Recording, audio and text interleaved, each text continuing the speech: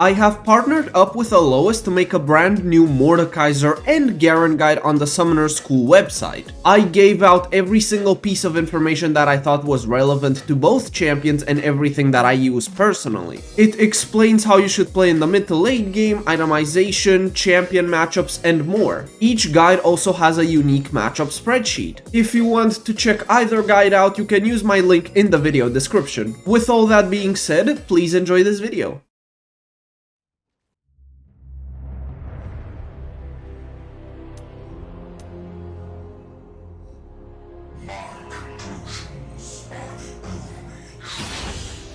I don't really like fighting this lane, honestly. You always have to keep in mind the fact that she can parry your ultimate or parry your E and then you stun yourself. There's also the fact that you have to play around her vitals at all time. Even if she gets 1 or 2 vitals in the early game, that can spell disaster. Bramble Vest is extremely important in this lane. Even if they have no other heal source or auto attack source, you have to take Bramble just for Fiora or else you're doomed. She is also most likely going to rush Ravenous Hydra, so she will have a lot of healing. What you want to do is get to your Rylai's Crystal Scepter and abuse that power spike, because once you get there you might be able to fight her. Fiora's Q dash speed scales based on her move speed, which means that the slower she is, the slower her Q will be, which means that when you get Rylai combined with the approach velocity speed, it should allow you to outmaneuver her and dodge out vitals. And that is what you want to play for. If you don't abuse this power spike, it is really bad for you. You also never want to leave the side lane against her. If you want to teamfight, always push out the side waves and then go, or Fiora will melt all of your turrets. And in the hyper late game, she can straight up dive you from full health. Even if you have Zhonya's, she still might dive you. You never want to get to the super late game. If you want to try to actually ulti her while her parry is up, try to use it at an unpredictable timing. Maybe she dashes into you and you instantly ulti her. Most Fioras won't expect this, which means your ulti might actually go off. It is unreliable, but it is better than just dying because you don't use it at all. It sucks, but this lane is not very fun to play.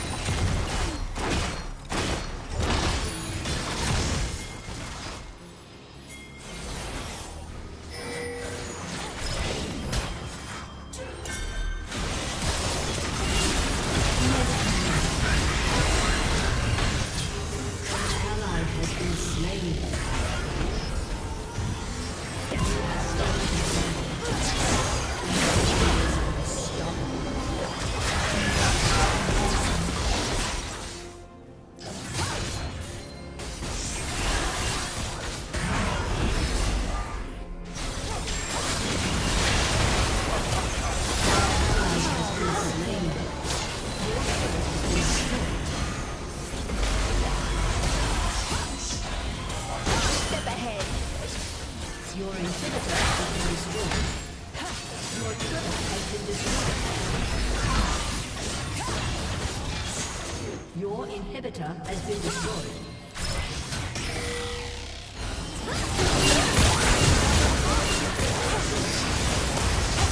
Enemy killing spree.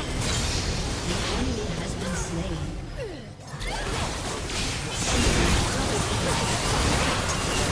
A summoner has disconnected. A summoner.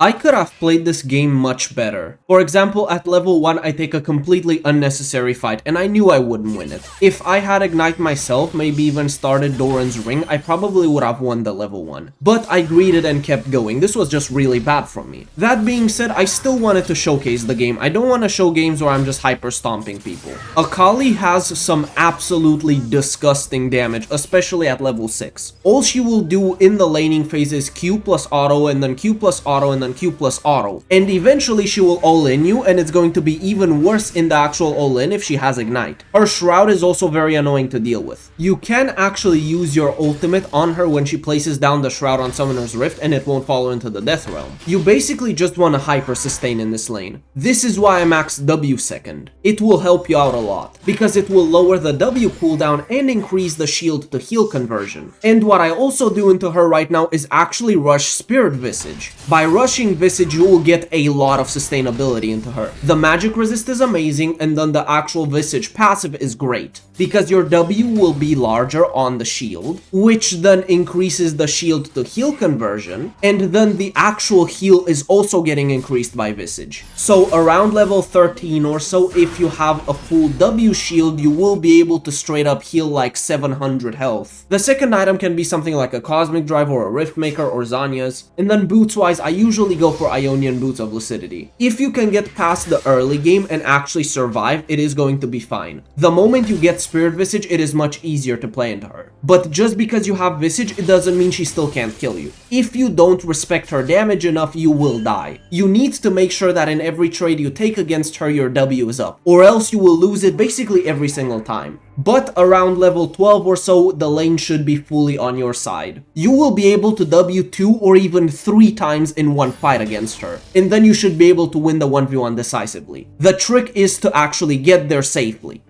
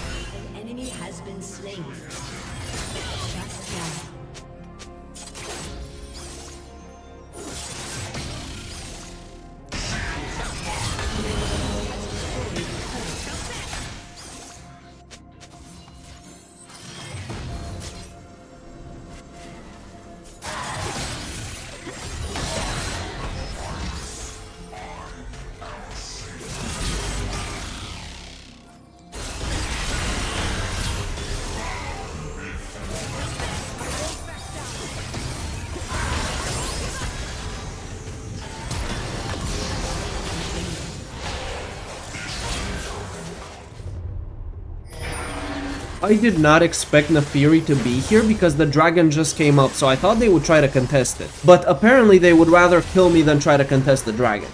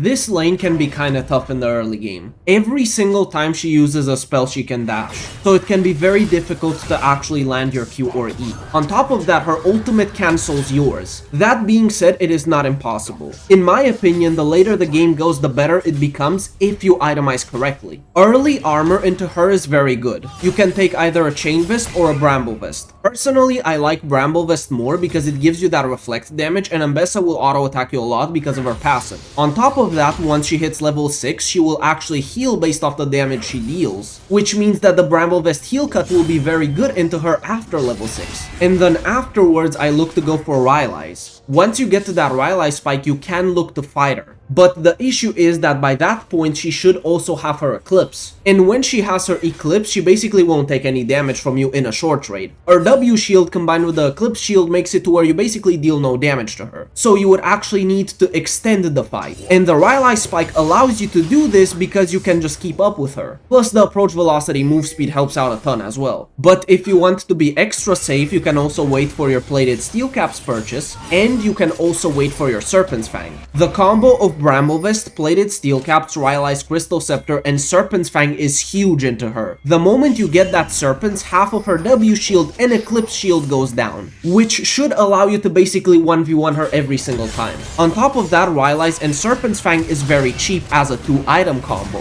You spend barely above 5,000 gold for those 2 items. And then as a third legendary item, you can go for Experimental Hexplate. And once you get that, you can just straight up ulti her and auto attack her down. She can dash after every single attack. It won't really matter to you. You can just sit there and auto attack her down. And then she will just be forced to use all of her spells to actually fight you. And once they're all down, you can Q her. Another thing that is pretty good to know is the fact that whenever Ambessa ults you, she will always land behind you. So if you know this, you can actually activate your Q just before you get hit by her ulti, which will always make it to where your Q will land onto her. The main thing you need to do in this lane is be patient. As long as you play it patiently and wait for your item spikes, you should be good to go. But Ambessa may look to short trade you a lot, especially in the early game. So the goal is to try to survive until you get your big legendary item spikes.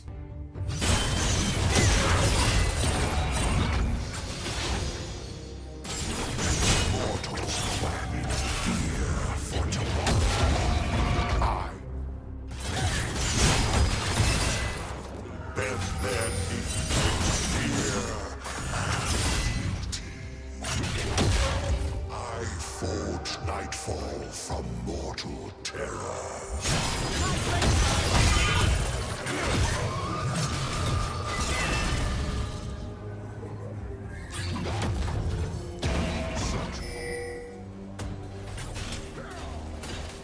The ungrateful call me tyrant. The wild.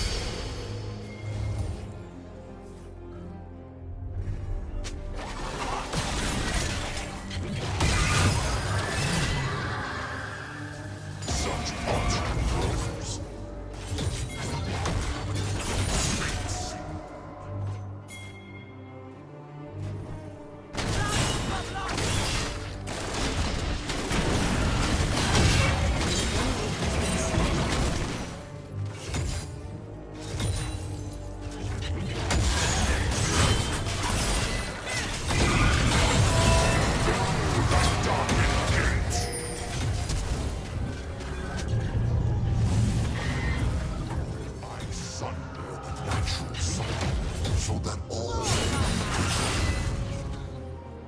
mortals greet escape. Destruction unchained.